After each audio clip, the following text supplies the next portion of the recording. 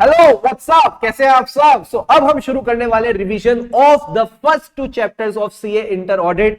Sir सबसे पहला chapter क्या है? इंट्रोडक्शन टू ऑडिटिंग, जिसमें हमने सबसे पहले पढ़ा what is the financial audit. So it is nothing but a independent examination. किसकी? Of the financial information. मैंने कहा किसकी information? Of the entity, whether profit oriented और not, irrespective of the size and legal form. And क्यों करते हैं हम ये examination? With a view to express an opinion thereon. फिर हमने डिस्कस किया ऐसे 200। सर ऐसे 200 का नाम क्या था?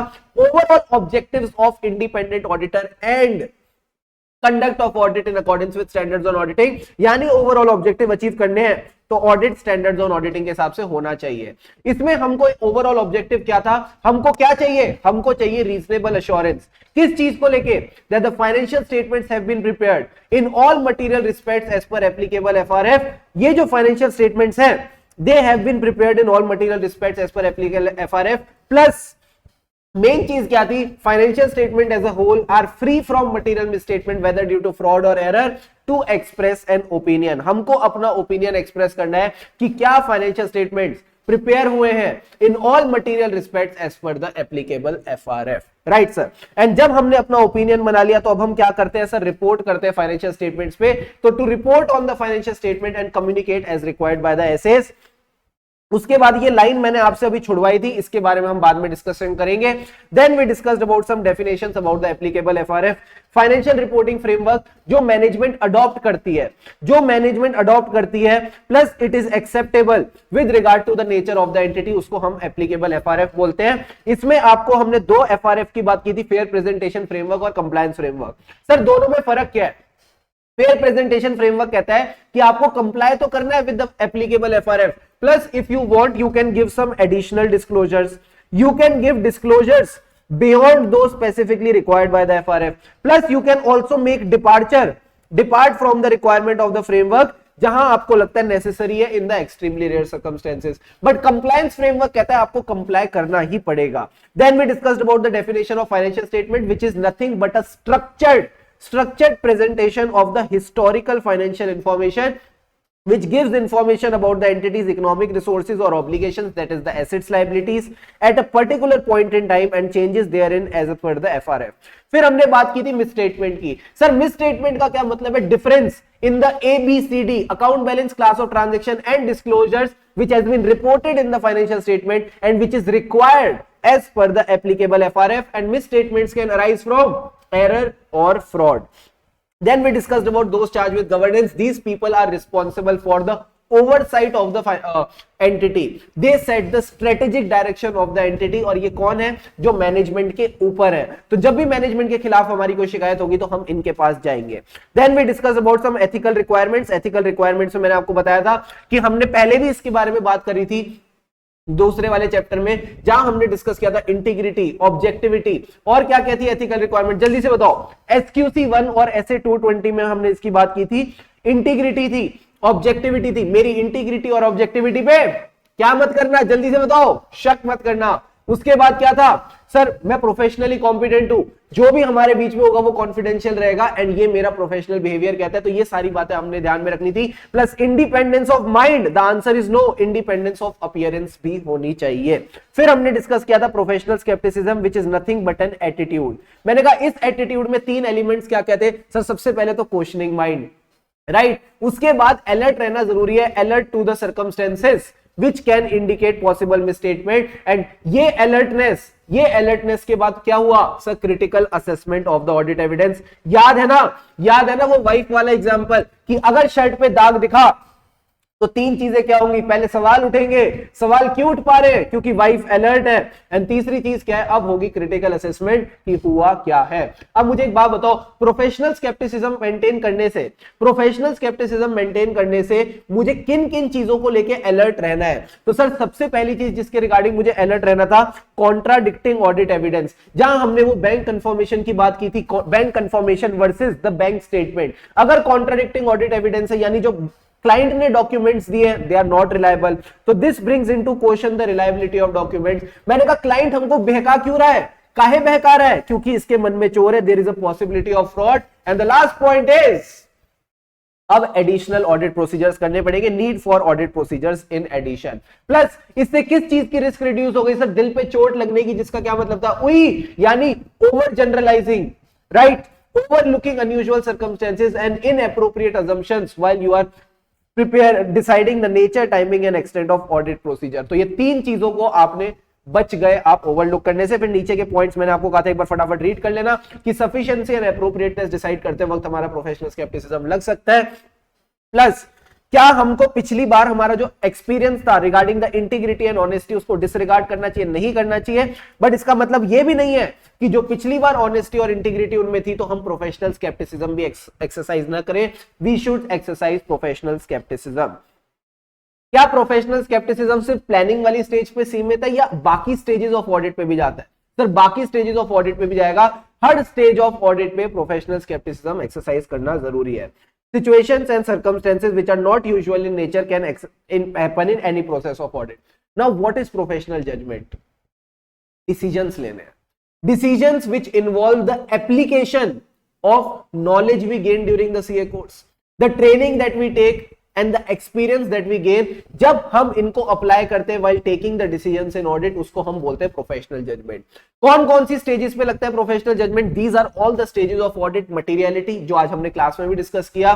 फिर क्या आता है sir? Risk of material misstatement. और बताओ सर, मैंने कहा रिस्क ऑफ मटेरियल मिसस्टेटमेंट के बाद आया हमारा audit procedure, deciding the nature, timing and extent of audit procedure, जिससे हमको मिलेगा sufficient and appropriate audit evidence. तो evaluating the sufficiency and appropriateness of audit evidence. And जब उस ऑडिट एविडेंस से हम कंक्लूजन्स ड्रॉ करते हैं, तो उस टाइम पे भी प्रोफेशनल जजमेंट काम आता है। एंड लास्ट पॉइंट इज, जहां मैनेजमेंट की जजमेंट वहां हमारी professional judgement. So evaluation of management judgement. Then comes the next point, sufficiency and appropriateness of audit evidence. Sufficiency is a measure of quantity. It is dependent on two factors. Sir, वो दो factors क्या थे? Risk of material misstatement and quality. घी वाला example. And अगला point क्या था? Appropriateness of audit evidence, which is dependent on the relevance and reliability. याद रखना, पेरोल की अगर मैं पेमेंट कर रहा हूं तो उसके लिए रेलिवेंट एविडेंस बैंक स्टेटमेंट है। मेरा जो पेरोल का क्या कहते हैं, एम्प्लॉय स्लिप है, वो कभी भी मेरे लिए एप्रोप्रिएट ऑडिट एविडेंस नहीं हो सकता। Then we discussed about the scope of audit. Scope of audit में बेसिकली सब कुछ कवर हो जाता है, इसको एक बार अच्छे से रीड कर लेना, इसमें कुछ ज्यादा मसाला नहीं है। देन कम्स द प्रीमाइस, किस बेसिस पे ऑडिट हो रहा है? मैंने कहा मैनेजमेंट और टीसीडब्ल्यूजी की कुछ रिस्पॉन्सिबिलिटी है। पहले तो उनको फाइनेंशियल स्टेटमेंट्स बनाने एज पर एप्लीकेबल एफआरएफ। दूसरा उनका काम क्या है? डिम ऑफ इंटरनल कंट्रोल, यानी design, implementation and maintenance of internal control, ताकि जो फाइनेंशियल स्टेटमेंट्स है they become free of material misstatement. And then to provide the auditor with आउ। सर आउ का क्या मतलब है? All information, additional information and unrestricted access to those within the entity whom auditor consider it is necessary to obtain the audit evidence. Got it, sir?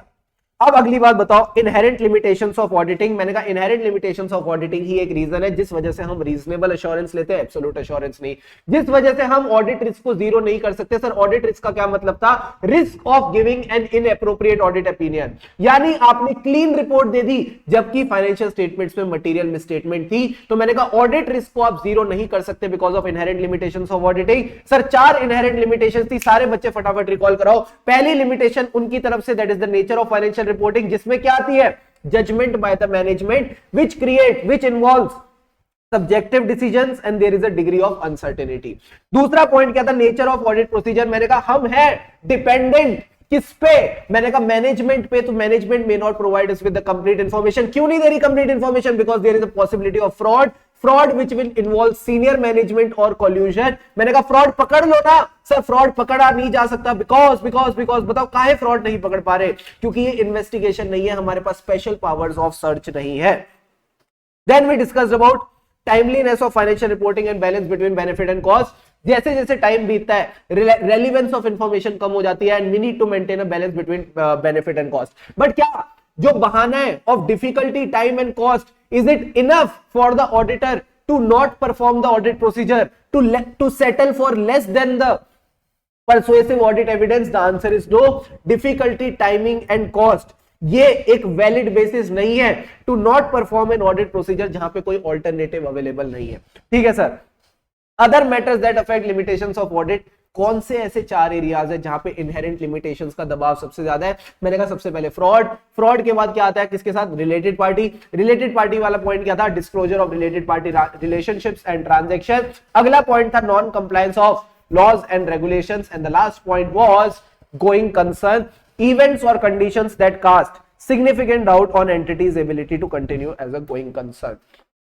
And last इसके बाद हमने एक और पॉइंट डिस्कस किया, अगर बाद में फ्रॉड मिल जाए तो क्या ऑडिटर की गलती है? Answer is no. Inherent limitations of auditing की वजह से ऐसा हो सकता है, even if audit is performed as per standards on auditing, material misstatements due to fraud और error may not be detected. But does it mean that auditor can settle for less than persuasive audit evidence? The answer is no. It is not a justification for the auditor to settle for less than persuasive audit evidence। यहां हमारा मोटा माटी पहले chapter का जो main part था वो खत्म हो गया। फिर हम आए थे conduct of audit in accordance with SS पे। Sir conduct of audit in accordance with SS का अगर मैं समराइज करूं आप सबके लिए तो इसमें सिंपल सी बात ये लिख रखी है, अपना ऑडिट स्टैंडर्ड्स ऑन ऑडिटिंग के हिसाब से करो, उन स्टैंडर्ड्स ऑन ऑडिटिंग के हिसाब से करो जो आपके ऑडिट पे एप्लीकेबल है, और वो जो सर्कमस्टेंसेस उन स्टैंडर्ड और ऑडिटिंग पे अगर लिखे हुए हैं वो एप्लीकेबल है तो फिर वो स्टैंडर्ड आप पे एप्लीकेबल है। क्या मेरे को एक रिक्वायरमेंट से कंप्लाई करना है या सारी रिक्वायरमेंट से? मेरे को सारी रिक्वायरमेंट से। अगर मैं कोई पर्टिकुलर ऑडिट प्रोसीजर नहीं कर पा रहा जो ऐसे में लिखा है तो क्या मैं वो ऑडिट प्रोसीजर ओमिट कर सकता हूं? Answer is no. आपको ऑल्टरनेट ऑडिट प्रोसीजर करना पड़ेगा। कहीं आपको लगता है कि स्टैंडर्ड ऑन ऑडिटिंग के हिसाब से जो ऑडिट प्रोसीजर दे रखा है उसके एडिशन में आपको कोई ऑडिट प्रोसीजर करना है तो आपको वो भी करना पड़ सकता है। ये बेसिक बातें इसमें लिखी है, इतनी सी बातें बस आपने ध्यान रखनी है। Then how do you ensure that the financial statement don't mislead anyone? जल्दी से सारे बच्चे मुझे चैट बॉक्स में बताओ।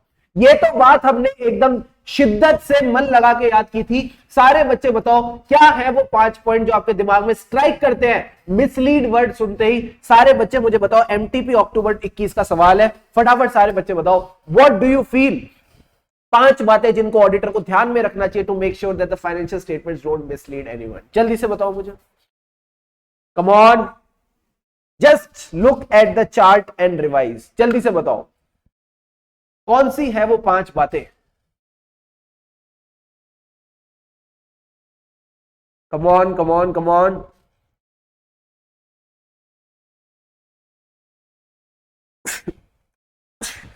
सॉरी, देखते कौन सा बच्चा सबसे पहले बताता है।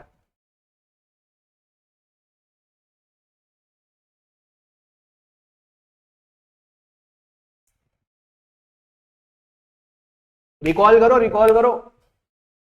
Very good. Entries clearly confirm करो कि ट्रू एंड फेयर व्यू है कि नहीं। Very good. तो मैंने कहा 3 पॉइंट तो एंट्रीज के थे। पहले देखो books of accounts have been prepared reference to the entries. फिर एंट्रीज में देखो कि sufficient and appropriate audit evidence है कि नहीं, कोई एंट्री छूट तो नहीं गई। फिर क्लियरली कंफर्म कर लो ट्रू एंड फेयर व्यू है कि नहीं, यानी information is clear and unambiguous, conformity with the accounting standard and whether the financial statements give a true and fair view और not. This is all that you want to do. अगला question क्या था sir? Advantages of audit of financial statement. Very easy. Selfish, ये पहले तो हमारा safeguard करता है interest of various stake holder. कैसे? Acts as a moral check on the employees. And दूसरा पॉइंट क्या था sir? Detects the wastages. And जब ये दोनों चीजें हो जाएंगी तो गवर्नमेंट भी लाइसेंस दे देगी एंड सब सेटल हो जाएगा। Settlement of dispute, settlement of liabilities and settlement of जो भी पार्टनर एग्रीमेंट वो होता है, एडमिशन होती है, रिटायरमेंट होती है, वहां पे जो अकाउंट्स होते हैं वो भी सेटल हो जाते हैं। इस तरह से हमने ये सारे पॉइंट्स कवर किए थे। Then comes the point aspects to be covered in audit. मैंने कहा सिंपल बात है, पहला पॉइंट क्या था सर? Arithmetical accuracy. दूसरा पॉइंट क्या था? Authenticity and validity of the transaction. तो पहले अरिथमेटिकल एक्यूरेसी देख ली, authenticity and validity of transaction देख ली। एंड अगला पॉइंट क्या था? Proper distinction between capital and revenue nature. तो ये 3 पॉइंट आपने इस तरह से कवर कर लिए थे। फिर सिस्टम वाले पॉइंट क्या थे? System of accounting and internal control, systems and procedure. आपका जो सिस्टम है ये सही हो गया। उसके बाद क्या है? बैलेंस शीट और पीएनएल के हमने पॉइंट्स देखे थे। एंड आखिरी में स्टैट्यूटरी रिक्वायरमेंट्स देख के हम रिपोर्ट इशू कर देते हैं। क्या एस्पेक्ट्स ऑफ ऑडिट सब बच्चों को क्लियर है? जल्दी से बताओ हाँ या ना। Is the aspects of audit part clear to all of you? Quickly let me know, yes or no? yes sir। अब आ जाओ अगला पॉइंट। अब आ जाओ अगला point, relation between auditing and accounting. इसमें इन्होंने सबसे पहले बोला दे आर क्लोजली रिलेटेड। जो अकाउंटिंग और ऑडिटिंग है ये दोनों क्लोजली रिलेटेड है। जब हम ऑडिटिंग करने जाते हैं तो हमको अकाउंटिंग की नॉलेज ऑलरेडी होनी चाहिए। ऑडिटिंग में what we do the checking of the financial statements which have been prepared as per the accounting. तो यही बात आपने ध्यान में रखनी है, आपको नॉलेज होनी चाहिए गैप की। एंड 3 पॉइंट्स क्या थे, इन्होंने बोला एथिक्स के बारे में ध्यान रखना, दूसरा इन्होंने बोला लॉजिक के बारे में रखना। तो एथिक और लॉजिक के साथ साथ नॉलेज ऑफ लैंग्वेज भी इंपॉर्टेंट है, बिकॉज कई बार आपको रिपोर्ट्स इशू करनी पड़ती है, कई बार आपको ओरली भी बातें बतानी पड़ती है। तो यही 3 बातें, एथिक, लॉजिक और रिपोर्टिंग, हम अलग से याद रखेंगे, बाकी दोनों क्लोजली रिलेटेड है। जब बात हुई थी ऑडिट वर्सेस इन्वेस्टिगेशन, तो I think this is the simplest topic. Audit और इन्वेस्टिगेशन पहली बात अलग अलग चीजें हैं। ऑडिटिंग का काम क्या है, to obtain a reasonable assurance that the financial statement as a whole are free from material misstatements, that is उसको ओपिनियन देना है कि financial statements have been prepared in all material respects as per the FRF. क्या investigation का काम यह है? The answer is no. Investigation हमेशा एक स्पेशल पर्पस के साथ शुरू होती है। जैसे इसका क्या मतलब हो सकता है कि अगर हमको ऑलरेडी शक है कि फाइनेंशियल स्टेटमेंट में फ्रॉड है तो इस पे इन्वेस्टिगेशन होगी। क्या ऑडिटिंग से इन्वेस्टिगेशन हो सकती है? Answer is yes, quite possible कि auditing can result in investigation. Auditing is never started with a preconceived notion की दया कुछ तो गड़बड़ है। ऑडिटिंग कभी इस तरह से स्टार्ट नहीं होती, बट ऑडिटिंग स्टार्ट होने के बाद कुछ ऐसा मिल सकता है जिससे इन्वेस्टिगेशन पे बात आ जाए। सर ये IAASB का काम क्या है? इसका काम है स्टैंडर्ड सेट करना। क्या ये किसी पे डिपेंडेंट है? आंसर इज नो, ये भी इंडिपेंडेंट है। इंडिपेंडेंट ऑडिटर के लिए इंडिपेंडेंट बॉडी। अब ये क्या करती है सर? स्टैंडर्ड बनाती है। मैंने कहा standard for financial statement audit, standard for other assurance services, ठीक है, standard for other related services, quality control standards, और बाकी अगर कोई इसको प्रोनाउंसमेंट और सब्जेक्ट मैटर बनाने हैं for the users of financial statement to have a better understanding of audit, तो वो ये सब भी बना सकती है। आरटीपी में 19 का सवाल है, ध्यान रखना। सर थ्रेट्स क्या क्या है? सारे बच्चे जल्दी से मेरे को थ्रेट्स बताओ, सारे बच्चे जल्दी से मुझे थ्रेट्स बताओ। What were the threats? Threats were self interest threat, ठीक है, self review threat, advocacy threat, familiarity threat और intimidation threat. Self interest threat में क्या है? Financial interest. किस किस तरीके से था? मैंने कहा heavy dependence on the fees, contingent fees है, बिजनेस रिलेशनशिप है, एम्प्लॉयमेंट है, और लास्ट पॉइंट क्या था? डायरेक्ट फाइनेंशियल इंटरेस्ट भी हो सकता है। वेरी गुड योगिता, बहुत बढ़िया। मुस्कान बहुत बढ़िया, बिल्कुल सही बता रहे हो सबके सब। सर सेल्फ रिव्यू थ्रेट में क्या होता है? It is basically reviewing the judgement which has been already made by the auditor as a part of assurance और नॉन अश्योरेंस एंगेजमेंट। इस पे हमने बहुत डिटेल डिस्कशन की थी। एग्जांपल के तौर पे हमारा कोई पुराना पार्टनर हमारा एक पुराना पार्टनर अब कंपनी का डायरेक्टर और ऑफिसर है, ठीक है? नहीं, इसमें उल्टा होता है। Auditor having recently been the director और ऑफिसर, मतलब मैं पहले डायरेक्टर और ऑफिसर रह चुका हूं, अब मैं ऑडिटर बन गया। दूसरा पॉइंट क्या है? Auditor has perform the services which are subject matter of engagement, यानी जिस चीज का रिव्यू हो रहा है वो चीज मैं ऑलरेडी कर चुका हूं। एडवोकेसी थ्रेट में क्या था?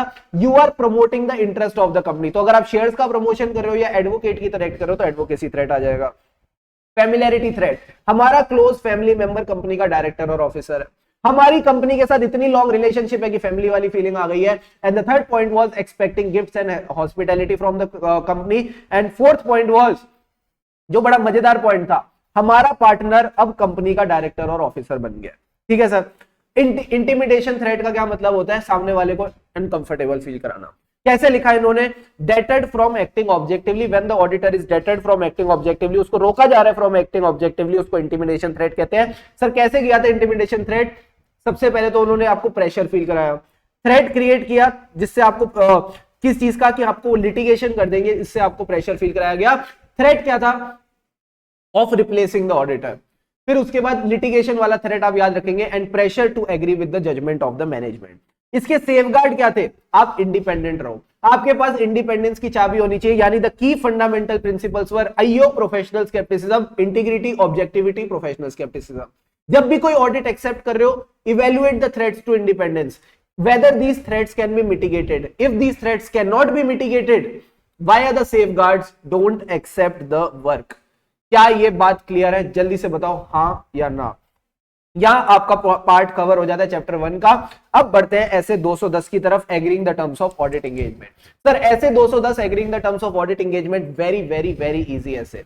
क्या कहता है ये ऐसे? जल्दी से एक बार पानी पी लो और फिर इस ऐसे के साथ स्टार्ट करते हैं। पहले जो बच्चा अभी ये वीडियो देख रहा है, मेरे साथ लाइव जुड़ा हुआ है, फटाफट बताओ क्या यहां तक आपका रिवीजन हो गया, हाँ या ना? आप मेरे साथ जुड़े हुए हो कि नहीं, जल्दी से बताओ।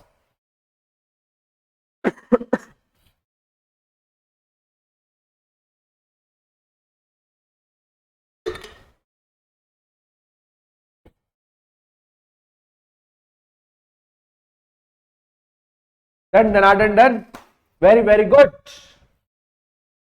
अब आ जाओ आगे बढ़ते हैं। सर ऐसे 210 agreeing the terms of audit engagement क्या कहते हैं? सबसे पहले तो pre conditions for audit. Pre conditions का क्या मतलब है? ये प्रेजेंट होगी तभी ऑडिट एक्सेप्ट करेंगे, वरना एक्सेप्ट भी नहीं करेंगे, एग्रीमेंट एंटर भी नहीं करेंगे। एफआरएफ कैसा हो? एक्सेप्टेबल हो। दूसरा, मैनेजमेंट एक्सेप्ट भी करती है, अंडरस्टैंड भी करती है अपनी रिस्पॉन्सिबिलिटी किस चीज को लेकर, जो हमने प्रीमाइस में डिस्कस किया था, financial statements, internal control, provide the auditor without. अगला point, contents of engagement letter, सबसे easy topic. Nature and scope, objective and scope of audit आ जाएगा कि ऑडिटर का ऑब्जेक्टिव एंड स्कोप क्या है, दोनों पार्टीज की रिस्पॉन्सिबिलिटी, मैनेजमेंट की रिस्पॉन्सिबिलिटी, ऑडिटर की रिस्पॉन्सिबिलिटी। एफआरएफ को आइडेंटिफाई कर लो जिस हिसाब से फाइनेंशियल स्टेटमेंट्स बनने हैं। एंड लास्ट पॉइंट क्या था? Form and content of audit report, यही बात आपने ध्यान में रखनी है। एंड रिकरिंग ऑडिट एंगेजमेंट में क्या हर बार नया एंगेजमेंट लेटर लगेगा? The answer is no. अगर कुछ चीजें हो जाए तो आपको नया एंगेजमेंट लेटर देना पड़ेगा। अगर आपको लगता है मैनेजमेंट मिसअंडरस्टैंड करती है ऑब्जेक्टिव एंड स्कोप, तो नया एंगेजमेंट लेटर दो। अगर आपको लग रहा है terms of audit engagement revise हो चुकी है, तो नया एंगेजमेंट लेटर दो। बाकी क्या हुआ है? बिजनेस बदल गया, मैनेजमेंट बदल गई, ओनर बदल गया, तो नया एंगेजमेंट लेटर दो। एंड तीसरा ब्रैकेट क्या था? तीसरा ब्रैकेट था change in FRF, change in reporting requirement और other legal and regulatory requirement. These are the three brackets that we discussed in class। यही तीनों चीजों में अगर कोई चेंज आएगा तो फिर आपको अपने ऑडिट एंगेजमेंट लेटर पे भी चेंज लाना पड़ेगा। देन हमने डिस्कस किया limitation on scope prior to the audit engagement acceptance. हम ऑडिट एक्सेप्ट कर रहे थे, उससे पहले इतना लिमिटेशन लगा दिया कि that we will not be able to give our opinion, we will disclaim our opinion, we will not accept the audit engagement. अगर हमको चेंज इन एंगेजमेंट बोली जा रही है तो पहली बात तो क्या 3 रीजन हो सकते हैं जिस वजह से चेंज इन एंगेजमेंट बोली जाए? Very important from exam point of view. Sir there is a change in the circumstance, management is imposing a restriction on the scope of auditor, and the third point is misunderstanding between the auditor and the management। अगर ये तीनों चीजें हो जाती है, changes in circumstances जो हम audit planning में भी पढ़ते हैं कि ठीक है वहां पे भी चेंजेस इन कंडीशन होता है, चेंजेस इन सर्कमस्टेंस होता है, मटीरियलिटी में भी आता है changes in condition, changes in circumstance, यहां पे भी यही लिखा है changes in the circumstance. Sir हालात में क्या बदलाव आया? ऑडिटर और मैनेजमेंट में मिसअंडरस्टैंडिंग आ गई है एंड इस वजह से मैनेजमेंट इनके ऊपर रिस्ट्रिक्शन लगा रही है। तो इस तरह से आप ये तीनों पॉइंट्स ध्यान में रखिएगा। प्लस जब भी ऑडिटर से ऐसी रिक्वेस्ट की जाएगी तो वो कंसीडर करेगा कि क्या इस रिक्वेस्ट से कोई रीजनेबल जस्टिफिकेशन है एक्सेप्ट करने की। अगर रीजनेबल जस्टिफिकेशन है, ऑडिटर एक्सेप्ट कर लेता है, तो उसको एक नए एंगेजमेंट लेटर पे ये रिकॉर्ड करना चाहिए। बट अगर रीजनेबल जस्टिफिकेशन नहीं है, ऑडिटर एक्सेप्ट नहीं कर रहा और मैनेजमेंट ऑडिटर को फोर्स कर रहा है एक्सेप्ट करने के लिए और वो कह रहा है कि अगर एक्सेप्ट नहीं करोगे तो कंटिन्यू नहीं करने देंगे, then auditor shall withdraw from the engagement. वो एंगेजमेंट से विड्रॉ कर जाएगा। प्लस ही विल कंसीडर क्या इसके बारे में किसी को बताना चाहिए, क्या उसकी रिस्पॉन्सिबिलिटी है as per professional legal regulatory requirement that he has to inform any authority. बस इतनी सी बात ध्यान में रखना। और नया एंगेजमेंट लेटर अगर बन जाता है तो क्या पुराने वाले को कोई रेफरेंस देनी चाहिए ऑडिट रिपोर्ट में? The answer is no. No reference should be made to the original engagement letter when the audit report is prepared as per the new engagement. क्या इतनी सी बात ध्यान में आई? हाँ सर। अब आता है सर अगला सवाल, ऐसे 220 क्या है? Quality control for an audit of financial statement. What are the elements of quality control? हम एक ऐसा एथिकल लीडर एक्सेप्ट करते हैं जो ह्यूमन एंगेजमेंट को मॉनिटर करे। सर क्या मतलब था इसका? लीडरशिप रिक्वायरमेंट्स, ठीक है। उसके बाद लीडरशिप की responsibility for quality with in the entity. दूसरा पॉइंट क्या था? Ethical requirements, acceptance and continuance of audit engagement.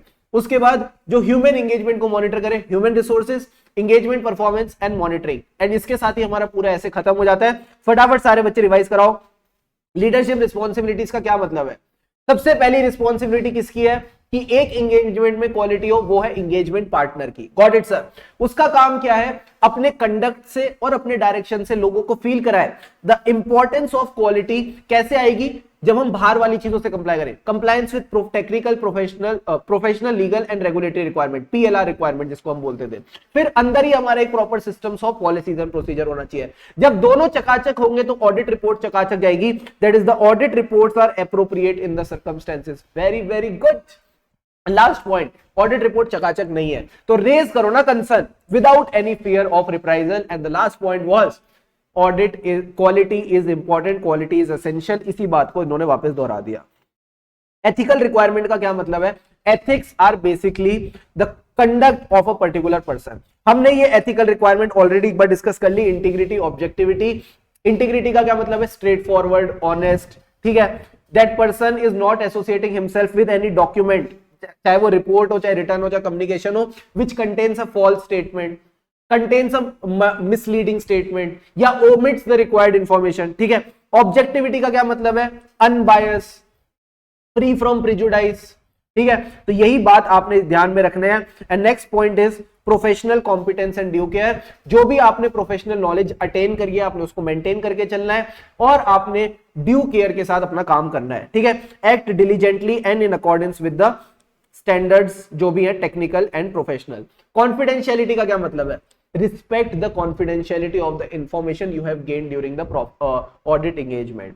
And last point is professional behaviour. Don't do any activity which brings disrepute or discredit to the profession. And ये बात मैं फिर से दोहरा रहा हूं, इंडिपेंडेंस ऑफ माइंड या इंडिपेंडेंस ऑफ अपीयरेंस या दोनों, द आंसर इज दोनों। इंडिपेंडेंस सिर्फ माइंड में नहीं, अपीयरेंस में भी होनी चाहिए। सर अगला पॉइंट बताओ, acceptance and continuance of client relationships and engagement. मैं ये पॉइंट रिवाइज नहीं करा रहा, मैं चाहता हूं आप लिखें चैट बॉक्स में क्या थी वो 4 बातें जो हमने क्लास में याद की थी। What were the 4 points we need to consider before accepting and continuing with the client relationship or engagement? जल्दी से बताओ। Come on, come on, come on. I need the answer. Mock test paper November 21 का सवाल है ये। क्या paper में आएगा? Definitely. जल्दी से बताओ हाँ या ना। क्या ये बातें याद आ रही हैं? वेरी गुड मिंकल, वेरी गुड मुस्कान।